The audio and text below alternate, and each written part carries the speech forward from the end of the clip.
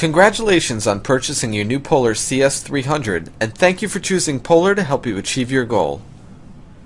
This is a quick video that will show you mostly everything you need to know to get started in just a few minutes. For a complete user manual, visit our website at www.polar.fi. When you open the package for the first time, you will see the Polar CS300 cycling computer, the WearLink transmitter set, the Polar CS speed sensor and mounting hardware, the universal bike mount, and the user manual. The Polar CS300 cycling computer has 5 buttons which are really easy to use. The top right button is to scroll up in the menu. The bottom right button is to scroll down in the menu. The center right button is the OK Start Enter button. The bottom left button is the back exit button, and the top left button is for the light. One thing to remember, no matter where you are in the menu, pressing and holding the back exit button will return you to the main display. When you first take the computer out, hit the OK Start button to activate the display. Start by setting the language you would like to use. Remember, top right goes up, bottom right goes down, and the center right will enter when you find the correct language. Once you have the language set, you will be asked to enter some basic settings, and upon completing the settings, the wrist unit will take you back to the main display. Installing the speed sensor requires a small Phillips screwdriver, snips, and the included mounting hardware. Start by inserting the speed sensor into the rubber fork mount. Attach the speed sensor and mount to the front fork with the zip ties as shown.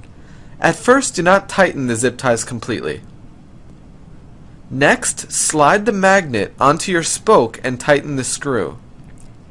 Now you can align the spoke magnet and the speed sensor. Position the magnet as shown with a maximum distance of 4 mm between the sensor and the magnet.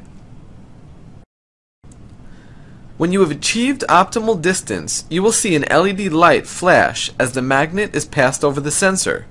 You can now tighten the zip ties and cut the excess material.